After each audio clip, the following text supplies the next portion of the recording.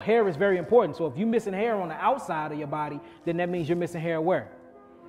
And we're going to prove that the hair is the way you scan your environment.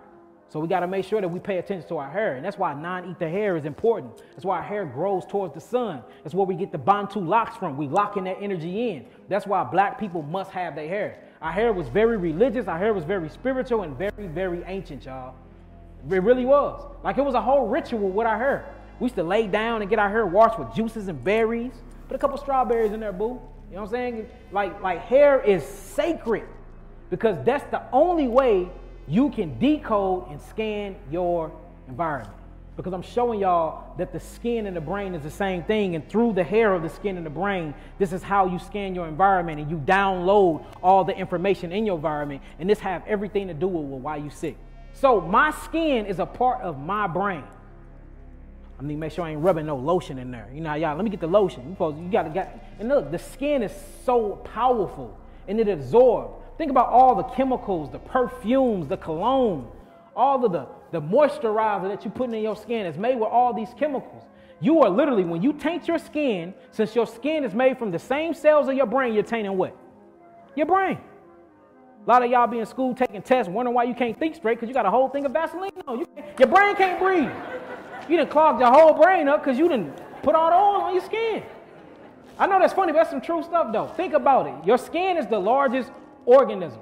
The skin is the largest thing on your body. It's the largest organ on your body. Not only is it excretory, meaning it produces things like sweat and stuff like that, but it absorbs things as well. So we got to be very, very careful about what we putting in our skin. And if your skin is messed up, something is wrong with what? Y'all know what this is called?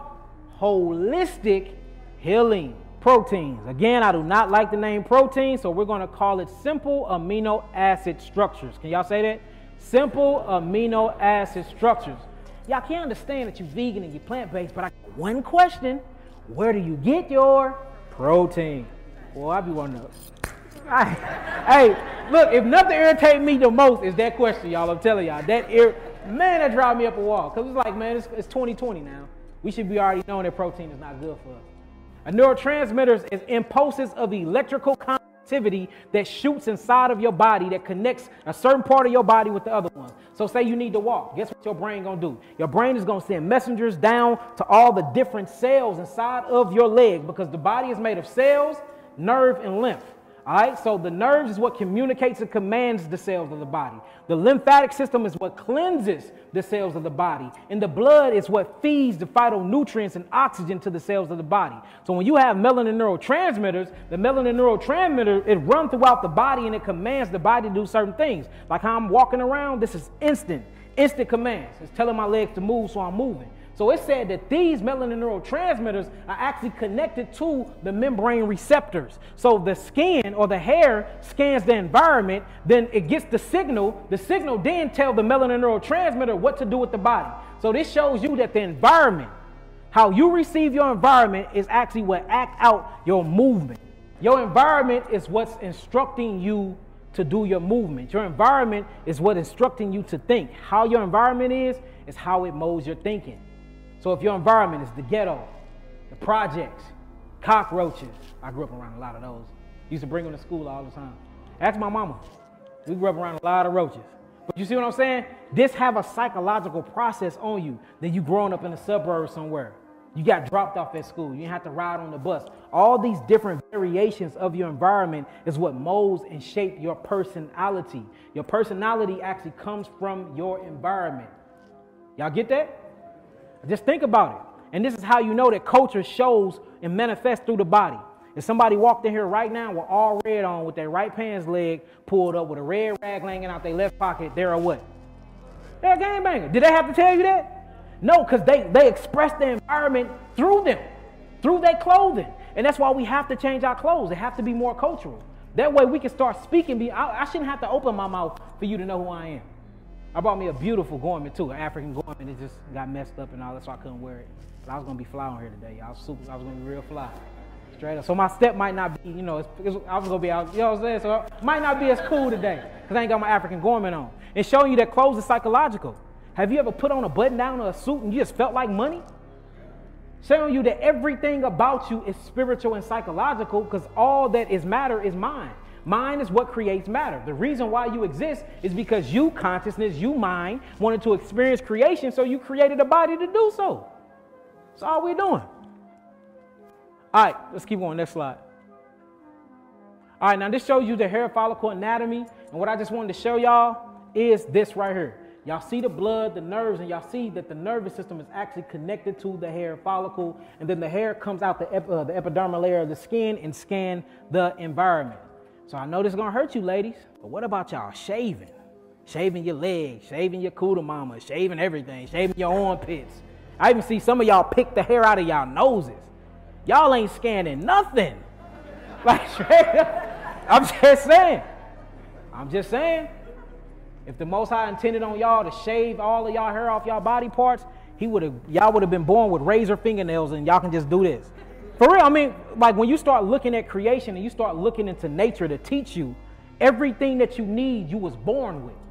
You see that? Just like a hyena was born with canines to rip the meat off the bones. It was born with claws to rip the meat off, then the flesh off the bones.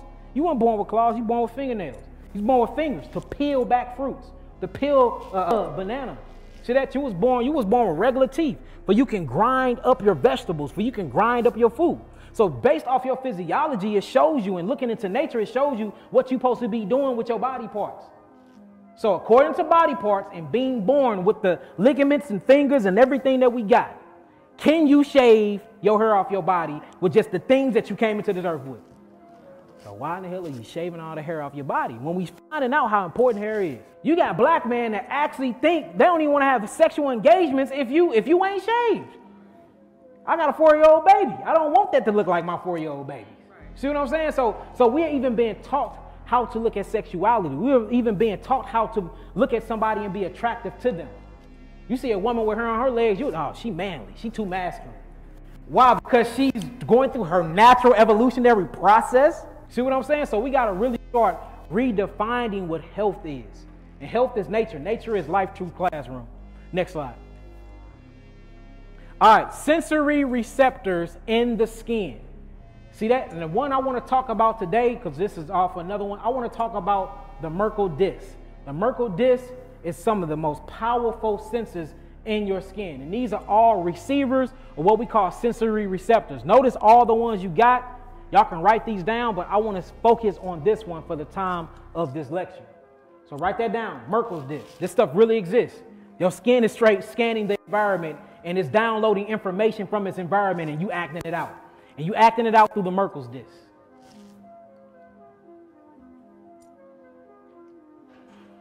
Let me know once y'all got that down. We'll switch to the next slide. Let me get my water. Either one, it don't matter, son. I'm thirsty. Let me know once y'all done. Ain't that crazy though? You straight like you are a walking television.